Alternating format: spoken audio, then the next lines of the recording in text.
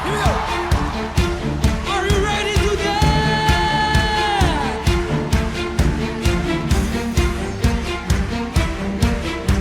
Yeah. 1, 2, 3. Shalom, hai adik-adik yang ada di rumah. Berjumpa lagi dengan Sunday School Church of the Good Shepherd Gereja Anglikan Indonesia yang ada di Kota Batam. Hari ini kita akan memulaikan sekolah minggu kita. Ibu Kristi percaya semua kita di dalam keadaan sukacita, walaupun cuaca di Kota Batam kadang hujan, kadang panas, tapi Ibu percaya kita semua di dalam pemeliharaan Tuhan. Sebelum kita memulaikan sekolah minggu kita hari ini, mari kita satu di dalam doa. Mari kita berdoa. Tuhan Yesus, terima kasih buat hari ini. Kami boleh merasakan sukacita bahkan penyertaan Tuhan. Dan hari ini kami akan memulaikan sekolah minggu kami. Kiranya Tuhan Yesus yang memberkati dalam setiap ibadah sekolah minggu kami dari awal sampai berakhirnya. Di dalam nama Tuhan Yesus Kristus, Tuhan dan Juru Selamat kami yang hidup. Haleluya, amin. Oke, sebelum kita mendengarkan cerita, bahkan kita mau memuji Tuhan. Kita akan memuji Tuhan bersama dengan lagu Yesus Raja Segala Bangsa.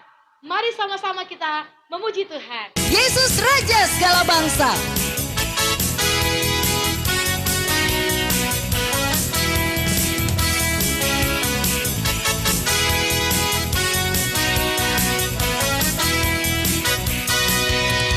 Yesus Raja segala bangsa, segala benua memuji Dia. Asia, Amerika, Australia, Eropa dan Afrika. Yesus Raja segala bangsa, segala benua memuji Dia. Asia, Amerika, Australia, Eropa dan Afrika. Semua menyembah Raja segala bangsa, semua mengaku Yesuslah Tuhan. Kan ku ceritakan sampai ujung dunia, Yesuslah Raja segala bangsa.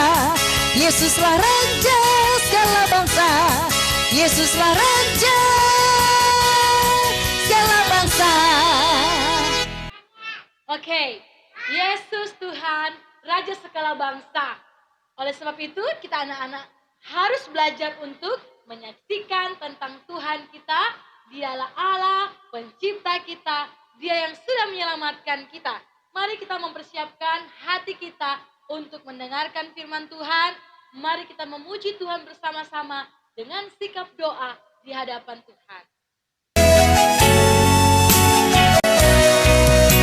Siapa yang berseru kan diselamatkan jika mereka percaya. Bilakah mereka percaya jika mereka tak mendengar? Siapa yang setia beritakan Yesus agar mereka mendengar?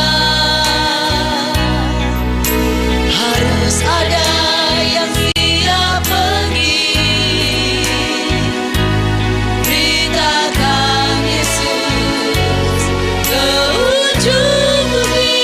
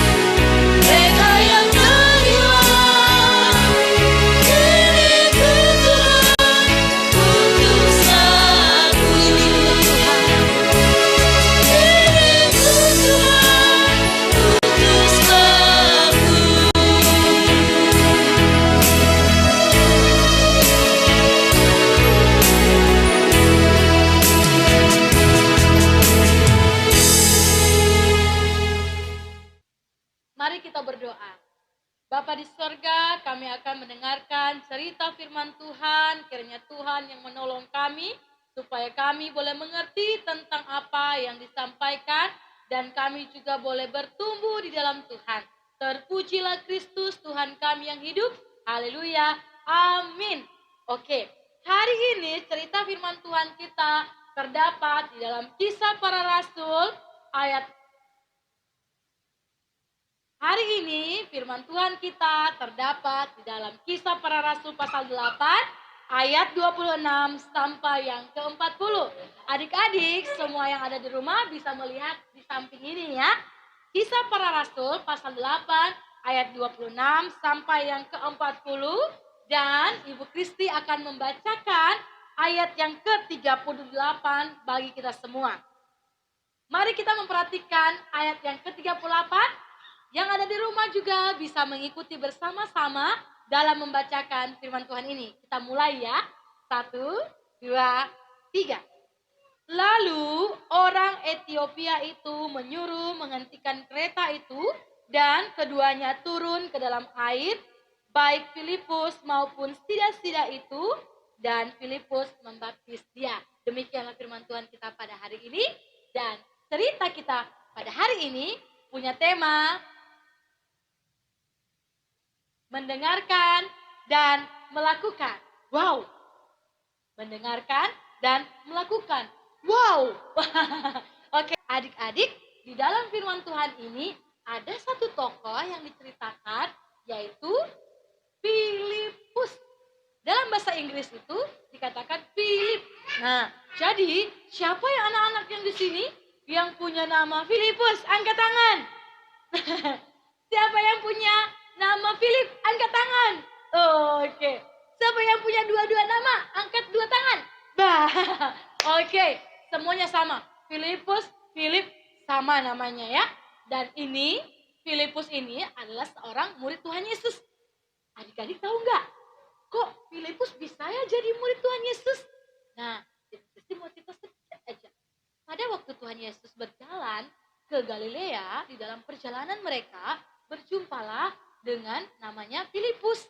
Pada waktu dalam perjalanan, Tuhan Yesus mengatakan begini loh, "Hei, ikutlah aku." Dan perkataan itu ditujukan kepada Filipus, dan kemudian pada waktu itu Filipus pun mengikuti Tuhan Yesus untuk menyampaikan berita tentang Injil. Nah, adik-adik, makanya di dalam Kisah Para Rasul pasal 8 ini bercerita tentang murid Tuhan Yesus yang bernama Filipus.